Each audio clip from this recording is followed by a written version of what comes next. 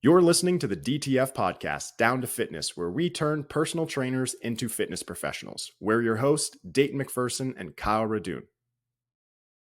DTF community, what's up, everybody? Welcome back to the podcast. Kyle, what's going on, man? Nice to see you again. This episode, we are going to talk about some listener questions. Kyle gets a bunch of DMs. Remember, Kyle runs the social media. We were just talking about maybe that I should run it. I don't got time for that shit, but we are going to read some of your questions and answers. And what Kyle and I decided to do was not really prep for this episode and really just answer them off the top of our heads, how we would approach those conversations or people that are in front of us. So boom, let's do some listener Q&A, man. Oh, I'm so excited. I get DMs all the time. And it's funny because you're definitely the social media guy. You're the guy with the big following and the trending stuff and the dancing reels and Mr. Popular. And then I'm over here running this social media, like doing my best here because you're doing great, buddy. If anyone's ever followed my personal page, I post about 3 fitness things in a row, and then I go dark for 90 days. So that is not how to build a social media following. We are going to do a social media episode in a couple of weeks here. So and I'm prepping everyone for the fact that I think I'm going to take over as host, and Dayton will play guest for our social media episode. I like that because it's just too much for me. So with the podcast, I've been having a lot of fun pretending to be a social media guy. But anyways, get a lot of messages. Yeah, but people asking questions into your DMs, sliding right in. Yeah. And I got to tell you, right up, I absolutely love it. Talking to trainers is why we started this podcast. We might joke that we like talking to each other, but the truth is we're only really here to get involved with more trainers. We have our teams and, a couple hundred trainers we've worked with over the years that, we hold dearly and they definitely listen, but we want to expand and get out to the thousands and the masses for personal training. And the best way we know how to help trainers is to literally have a conversation. Yeah. So with that being said, before we start, if any of our listeners ever want to DM us, ask us questions, what's going right for you, maybe what's not going right, like, please let us know. We want to help you out. If you have any episode topics that you want us to go over, like we're doing this for you. Like all this stuff is just in Kyle and my head, but we want to share the information that's going to help you become a better fitness professional. Like just ask questions. That's how you learn. That's how you grow. There's no such thing as a stupid question. Ask the question. We're more than happy to talk about it, whether it be in the DMs or on an episode. So please, that will help us out and continue this podcast for sure. Because if you're not engaged in us, what the hell is even the point? Yeah, we just to talk to each other. I don't want to talk to you any more than I already do, Kyle. That's not true. No one can listen, and Dane would still love to be here. Yeah, that's true. I would. All right. So hey, the first question I got from a listener here, I'm just going to read it off. Okay. So we've been going back and forth. This girl got a new job at a gym in, where was that? I don't want to say the name of the gym, but do you remember what state that was in? I forgot. I want to say Indianapolis. Ohio. Yeah. Indiana, somewhere Midwest. Yeah. So there's a chain out in the Midwest. And she's new there and got some new consults trying to build her book, and has been running into some troubles with her sales and her closing. She did go listen to our 3-part series and actually had a lot of great things to say. And we'll talk about testimonials another time. Yeah. But so the question was, so I sat with a morbidly obese woman, 300 pounds at 32 and is 5'5". She told me she has a friend at her office who is also a nutritionist. I didn't argue. I simply kept asking my questions. But she said, "Oh, they said I'm mostly muscle and I didn't really know where to go from here."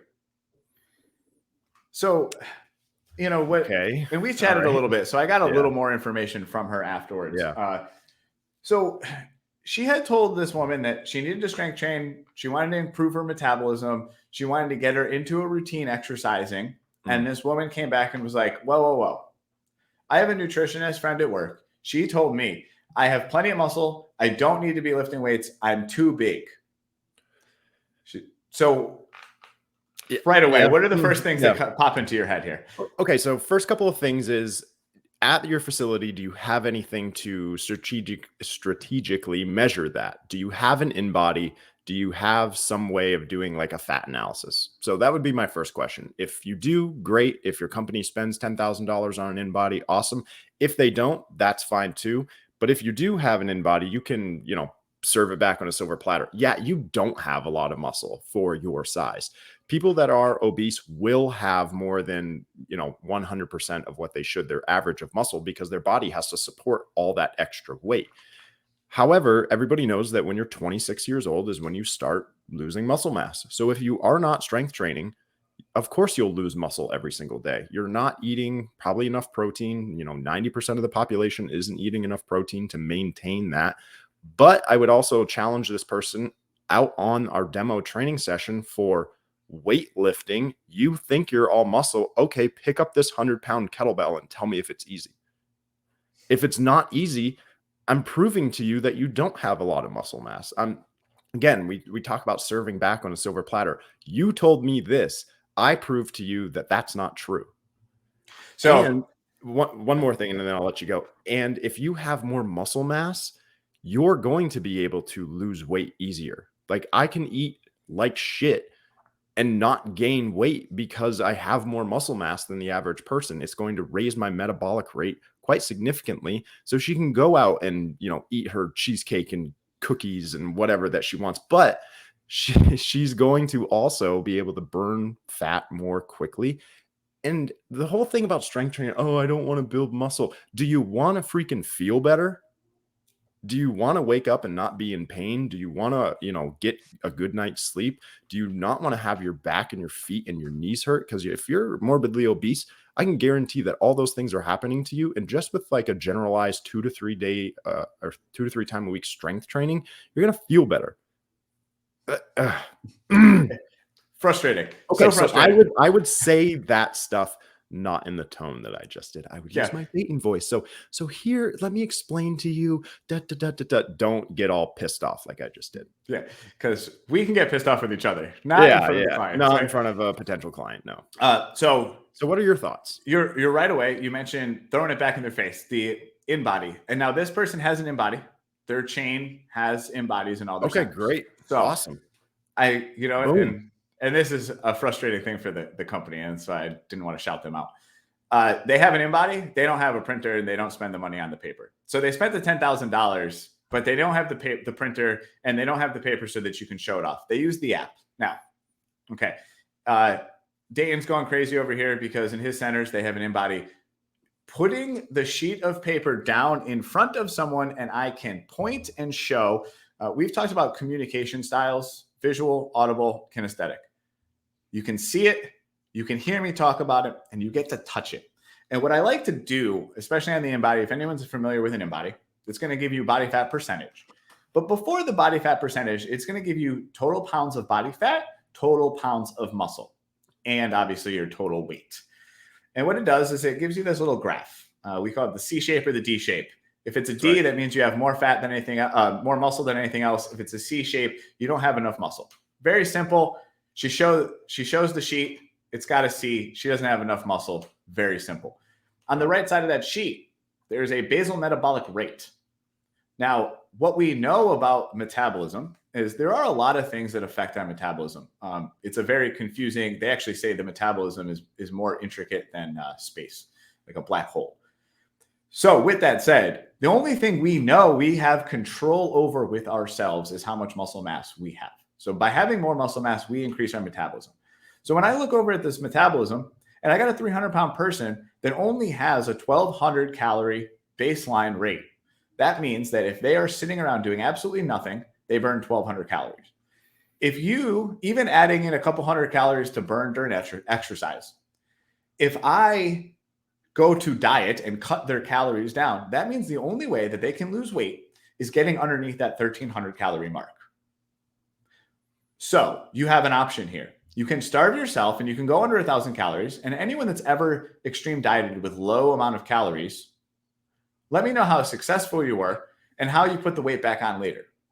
Mm-hmm. If we spend the time to do strength training, improve the metabolism, bring that 1,200 up to 14, to 16, to 1,800 calories. Now I can eat my cheesecake and still lose weight.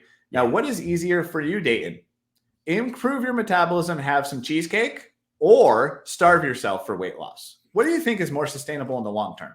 I'm going to improve my metabolism. And how do I do that, Kyle? The one and only way, and is lifting weights. Right. Now, I say the one and only way. Resistance training. Resistance training. When I say Heavy, weightlifting, a lot of people, yes, heavy. And a lot of people, when I say weightlifting, they think it has to be barbells and chains. And I'm like, no. Weightlifting starts, or resistance training starts with resistance that is not just your body weight. So bands work just fine in the beginning. You will get some benefit. At some point, you will plateau and you need to go a little heavier and a little more resistance, to the point where resistance bands won't get you all the way. We have to start using dumbbells and barbells and things like that. But it doesn't have to be scary at first. So this person can start very easily with a baseline strength training. And those are the things that I'm going to remind them that allows them to be able to do that strength training. So I call it the 4 B's with resistance training. And this is the way that I go. And I literally just made this up off the top of my head, but it's called the 4 B's. So we go body weight, then bands, then bells, then bars. Ooh. Yeah, 4 B's. So that's the progression that I'm going to move anybody into when starting a resistance program.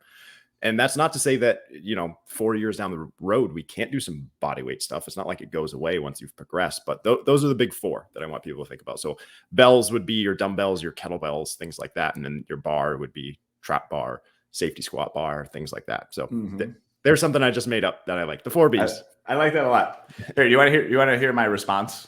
So yes, I know we just winged our responses, but I sat here and I typed out a little something for her. Okay. So Sally, you are currently 300 pounds, 56% body fat. Your coworker could only guess, but we have the data right here. So let's make sure we come up with a plan that's going to be guided by the data. You currently have X amount of muscle, and this is directly correlated to how many calories you burn in a day. This is where I point at the BMR. Your BMR is 1,700 calories. That means in 24 hours, your body burns 1,700 calories if you sat on the couch and did nothing. This means when we diet, we have to bring the calories below this number. Strength training with me will increase that number to 2,200. So instead of cutting 400 calories a day from your diet, we can just increase your metabolism. Wouldn't you like to lose more body fat without starving or skipping dessert? Oh, the question at the end to get them to validate the yes. That was great, Kyle. And for everybody listening out there, I want you to think about this for a second. If Kyle was in a consultation and it was live, he literally would say that. Oh, without thinking. I mean, I went back and I picked some grammatical typo stuff. Sure. That is definitely off the top. Correct. And that's the whole point. Kyle and I have done thousands of these, and we always say it's about practice, Kyle doesn't need to think about saying those things. They're like embedded in his DNA, his fitness DNA. So practice. So when he says that, that's literally how it would be in the consult. So that was great. Good job, Kyle. You get an A+ for the day, your gold star. Yeah. Thanks, bud. All right. So do we have another question from somebody? We do have another one. And this one I really liked. I thought it was very interesting. Okay. Take a little twist here. This one's a little more in the category of body positivity. So this person has a 275 pound obese person. They didn't give me a name or whatever, but they are happy with their weight and how they look. Okay. So when they went through their consultation, they said, hey, I'm going to help you transform your body. We are going to get you fit and healthy and all that. And this person said, well, hold on. I love myself. I love where I'm at.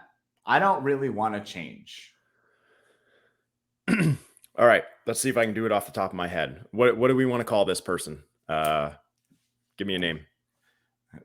Come on. Lauren. Okay, cool. All right. Take a deep breath. Lauren, I completely understand that the way that you feel. I'm so happy that you feel great about the way that you look. I can totally appreciate that. My only question to you is, wouldn't it be better if you could also feel good when you wake up in the morning? I can imagine with the numbers that we just looked at that you may have some pain in your knees. I know that when we went out onto the floor, you said your back was hurting you a little bit. Also that you get out of breath when you're doing, remedial tasks as well. I want to make sure that not only do you feel better, but you look better and you're happy. And I can guarantee that if I do that, you're going to have a better overall life. Wouldn't you agree? Of course. All right. So, I'm fine with body positivity. You can be whatever that you want. You can look however you want. But I want you to feel better too. I know people when they come in and they don't exercise, even if you're not obese, you don't feel good. I know you don't. And my favorite goddamn thing that people tell me, and I'm getting pissed off again, is, "Oh, just wait till you're my age and you're gonna be blah, blah, blah, blah, blah." No, I'm not, because I've been strength training for the last 15 years. I feel better at 32 than I did when I was 21. Mm-hmm. So I want you to feel better. And frankly, with us being fitness professionals, you can lay it on the table for people and tell them, like, you look the way that you want to look, but your insides, you're gonna die. Like, I wouldn't say the word die, but I would say there are some health risks that are coming to your weight. So I this want is to where, yeah. yeah, I don't want to cut you off, but this is where, like, in the Q&A, I'm really tying back the lifestyles and the behavior stuff that you like to do. What are your favorite activities? Do you have kids? Do you want to have kids? Like, do you want to have a Right. family? Or is there someone that you care about that you want to be around for the long haul? Okay, maybe, you don't want to have kids. Do you have nieces or nephews? Do you have, your best friends that, call you uncle? Right. Or do you want to be around? Because if those are things that you want, my job isn't to change how you look. No, It's never been my it goal. never.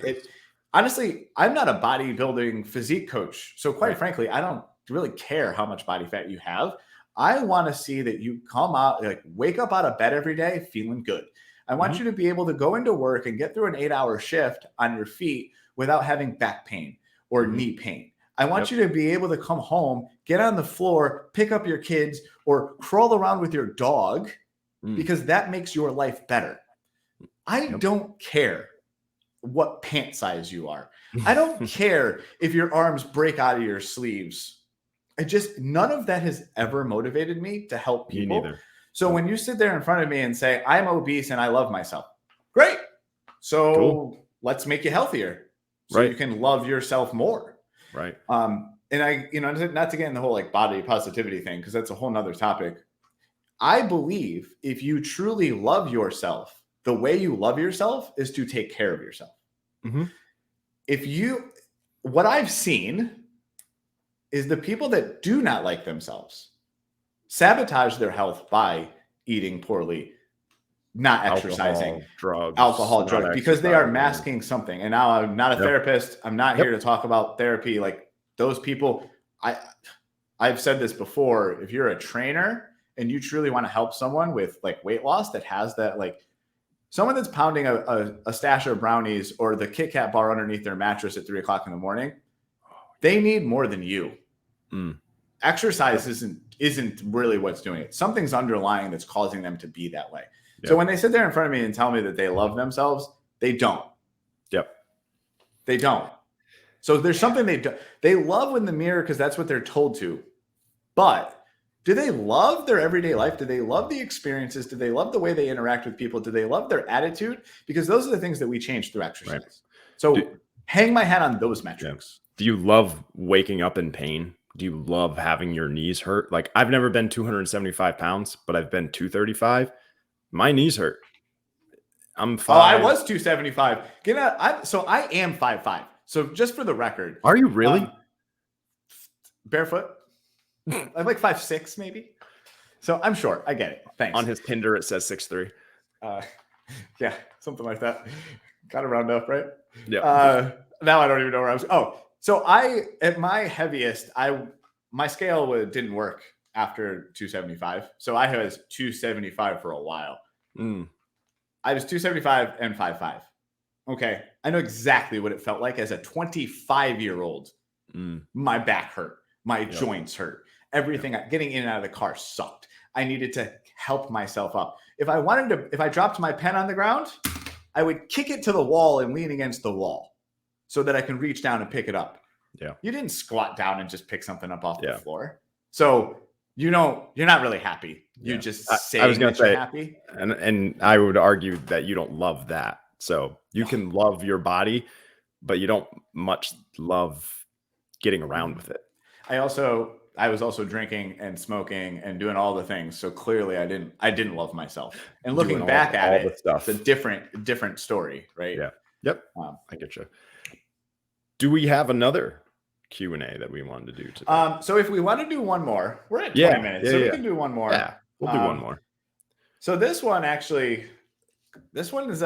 one of my mentees. So I do have a little mentorship group, and for those listening, we did tell you we'll help anyone for free, whatever. If there is someone that wants like guidance, like one-on-one, this is something that Dane and I do. So from our mentorship group, guy got his first personal training job. He just applied.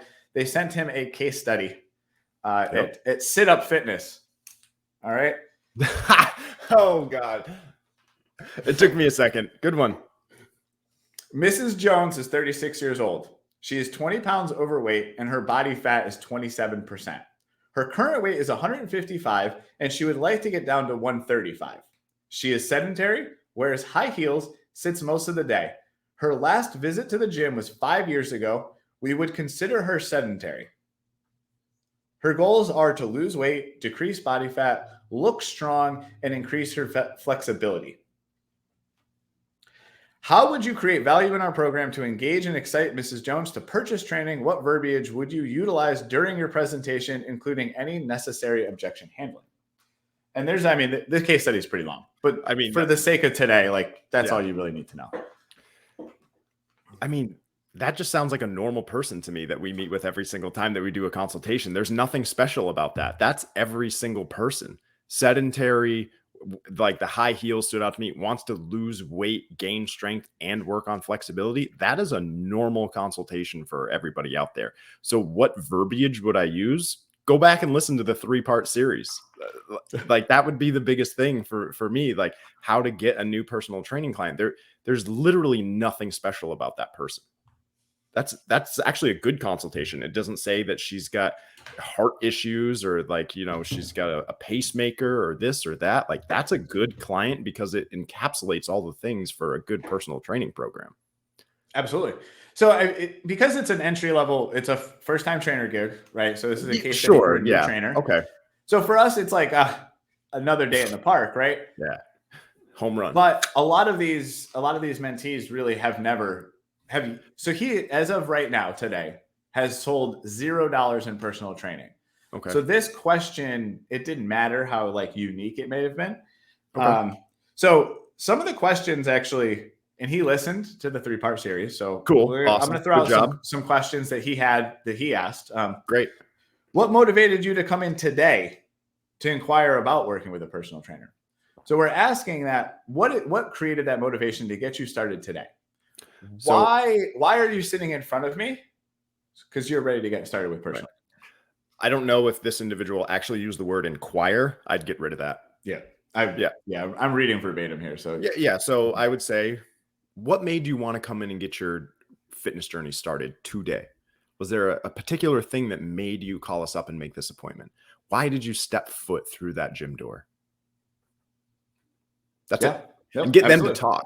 Like inquiring about personal training, it's almost like saying, what program do you want to do? Like I don't know how to describe it, but I don't much care for that verbiage. No, I agree.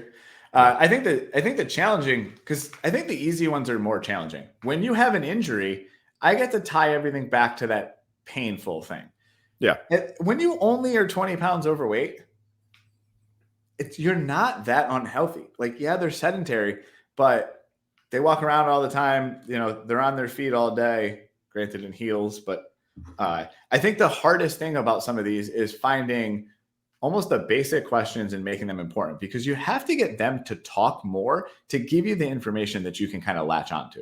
Yeah. How do we find the heartstring here? What questions are going to get me to elicit this emotional response from someone that doesn't have a pressing need or pain or, whatever? Why has it been 5 years since you've exercised? That would be a good one that I would do. Yeah. So what are some other things that this individual had said in those messages? So another couple of good questions that actually, again, they pulled these out of some past episodes. How do you feel most mornings? How do you feel throughout the day? Do you have energy getting through your workday? Right. So Okay. like asking about energy, how do you feel? Some of the behavioral stuff. Yep. What kind of workouts do you like? What kind of workouts did you dislike? Did you ever work with a trainer? Asking about exercise history, performance, experience with a trainer, right? These are all pretty typical things that I would ask about. Yep. And then they do actually ask about injuries because the case study doesn't mention it, but they do. He actually went back and still asked for injuries. So in case there was something else. So yeah, I don't have anything too much more to add to that. I think it's just important to dig deep, find the heartstring, and find something that we can sell on. Yeah. So I necessarily wouldn't ask what exercises or workouts do you like or dislike. Since it has been 5 years, I would more ask, when you were exercising regularly, tell me what a normal routine would look like for you. How many times a week were you going to the gym? Did you see results from that as well? Typically, most people, when they go to the gym, I just walked on the treadmill. I did a couple of group exercise classes. How many times a week were you going? 2. Did you see any results from that? No, I did not. Why do you think that was? Well, I just wasn't consistent and I didn't do this or blah, blah, blah. Okay, so what you're telling me is that you would like to see results with consistency. Do you have any pain since you stopped exercising over the last 5 years? You told me earlier that you wore heels when you worked. I can kind of guess, and we'll figure that out when we go out on the demo, that your calves are very, very tight. Probably your low back is in a little bit of pain as well. We'll be able to tell those things when we go through our assessment. Done. Sold. Yeah. Right.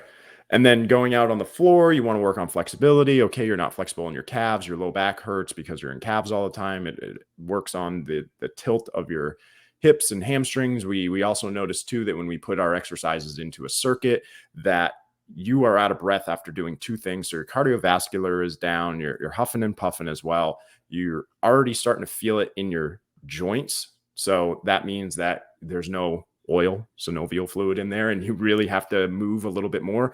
You're going to have more energy. You're going to be able to get through your day a little bit better. After we go through this, we're also going to talk about our nutrition counseling session that comes complimentary to you after you sign up for a personal training program, blah, blah, blah, blah, blah. That's an easy one. I'd sell that shit all day long. Sell it, baby. Sell it. Oh, man. But that's very interesting. So before we wrap this one up, the case studies, was this for a portion of his interview? So now this is probably a little different. I've never. Yeah, they don't usually do stuff like this. In my area, there's a brand new $10 million gym opening. So they're hiring basically a brand new team. And I think they're implemented case studies to filter through like the 100 applicants to build a brand new team from scratch. Because typically when I hire, I don't ever give case studies because it's like I'm hiring one person. We're going to work them into my team. I think the case study gives us a really good idea of what I'm trying to build around the team. Right. Especially those big box gyms, you're getting hundreds of applicants and you got to kind of weed it through. And if they send you a case study and you're not that serious about the position, you're not even going to fill it out. Yep. So it kind of eliminates those people. And you're right, Kyle, with smaller places, smaller teams, like I don't give a case study to anybody because I can sit with you and all these episodes that we've done so far, I'm going to teach you everything that we've talked about. Whereas like those big corporations, they don't have the time for it. Mm-hmm. And, the directors are doing all this other stuff and they don't invest in people one-on-one, whereas you and I can and have and do. Yep. So absolutely. All right. So if you want Kyle and I to help you and invest in you a little bit, that's why we're here. Send us a DM. Kyle was talking about the mentorship as well. The last thing that I want to say is we have been doing this for about 20 weeks now. If you listen to us on Spotify, YouTube, wherever that you're seeing this, just leave us a comment, give us a like, helps us out a little bit so we can reach more people, help more fitness professionals out there. Share with your friends. We like referrals too. We talk about referrals for your business. We want you to refer out your teams. Like share it with other people that you work with. And let's make something happen here. Let's do it, baby. All right. Thank you all. Have a good one. Bye, everybody.